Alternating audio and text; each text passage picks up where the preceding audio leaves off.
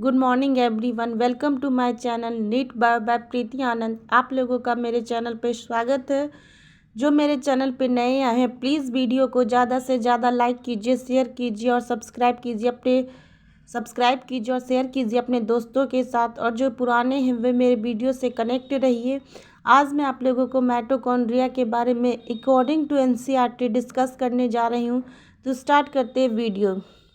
Mitochondria को हम लोग पावर हाउस ऑफ सेल भी कहते हैं, क्योंकि ये सेल की एक्टिविटी को करने के लिए क्या करता है, ये सेल की एक्टिविटी को करने के लिए एनर्जी प्रोवाइड करता है। Mitochondria unless specifically stained are not easily visible under the microscope. The number of mitochondrion per cell is variable depending on the physiological activity of cell.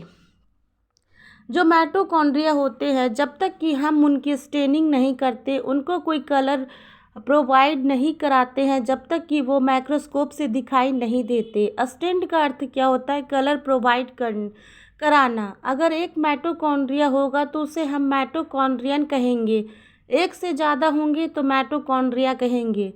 जो किसी एक सेल एक माइटोकॉन्ड्रिया के नंबर होंगे वह cell की फिजियोलॉजिकल एक्टिविटी पर depend करते हैं, अर्थात सेल की जो शारीरिक कार्य हैं इसके आधार पर माइटोकॉन्ड्रिया की क्वांटिटी होती है।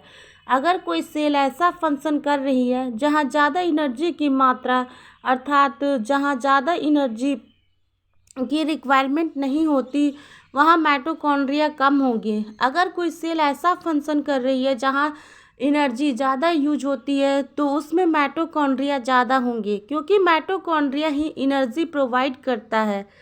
नेक्स्ट पॉइंट है, in terms of shape and size also considerable degree of variability is observed. Typically, it is sausage shaped or cylindrical, having a diameter of 0.2 to 1.0 micrometer and length is 1.0 to 4.1 micrometer. और जो mitochondria के number होते हैं वे उनके shape और size के आधार पर ही अलग अलग होते हैं। और जो नॉर्मल माइटोकॉन्ड्रिया होता है वे सॉसेज शेप्ड और सिलेंड्रिकल शेप के होते हैं। और इनके डायमीटर क्या होते हैं, तो इनके diameter 0.2 to 1.0 micrometre and length 1.0 to 4.1 micrometre होते हैं। नेक्स्ट पॉइंट है, each mitochondria is a double membrane bound structure with the outer membrane and the inner membrane, dividing its lumen distinctly into two aqueous compartments, that is outer compartment and inner compartment. हर एक mitochondria एक double structure होता है, अर्थात mitochondria के चारों तरफ दो membrane पाई जाती है। एक हो गया आउटर मेम्ब्रेन और दूसरा हो गया इनर मेम्ब्रेन। और जो दो मेम्ब्रेन होती है वो आउटर और इनर, इसके ल्यूमन अर्थात जो इसका पार्ट है तो वो टू एक्वस कंपार्टमेंट अर्थात दो भागों में बांट देती है, पहला आउटर कंपार्टमेंट और दूसरा इनर कंपार्टमेंट। नेक्स्ट पॉइंट है, the inner compartment is filled with a dense homogeneous substance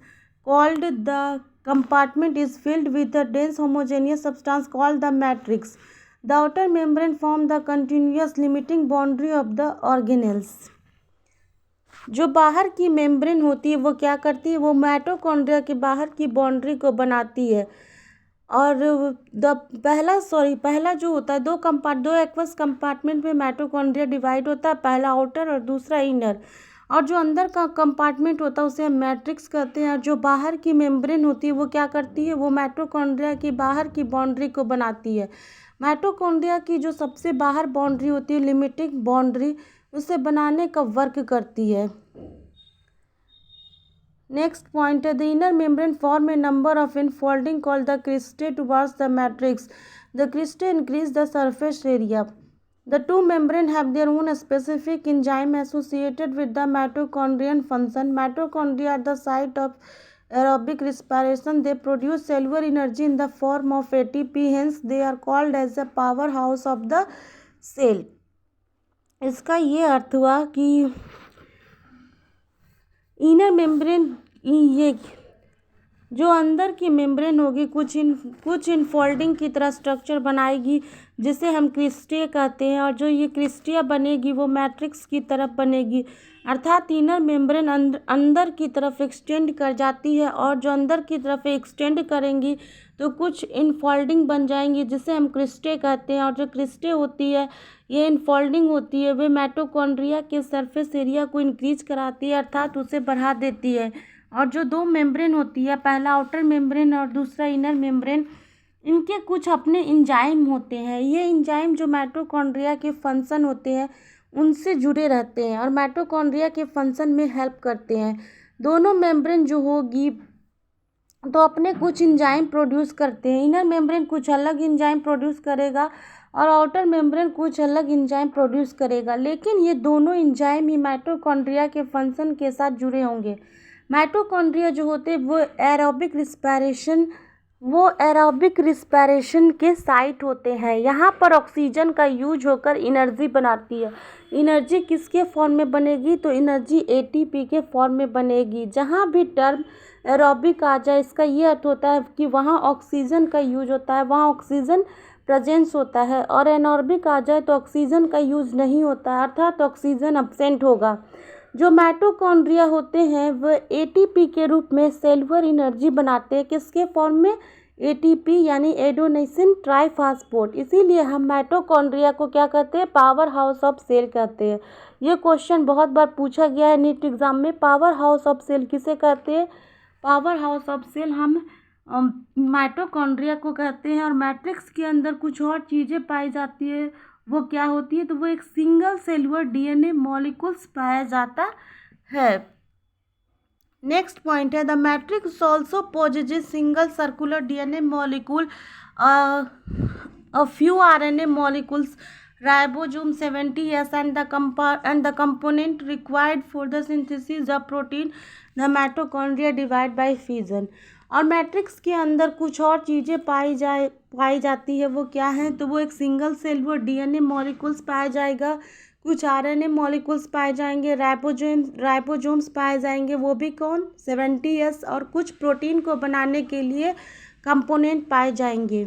ये भी मैट्रिक्स के अंदर प्रेजेंट होते हैं। जो माइटोकॉन्ड्रिया होगा वो किसके द्वारा डिवाइड होता है? तो वो फिजन के द्वारा डिवाइड होता है।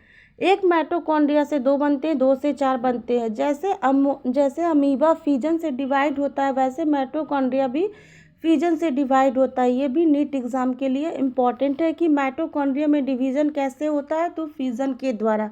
अगर आप लोगों को वीडियो पसंद आए तो प्लीज़ मेरे वीडियो को ज़्यादा से ज़्यादा लाइक कीजिए, शेयर कीजिए, सब्सक्राइब कीजिए, और मिलते हैं नेक्स्ट टॉपिक एंडोप्लाज्मिक रेटिकुलम के बारे में। अपना ख्याल रखिए। Take care, bye.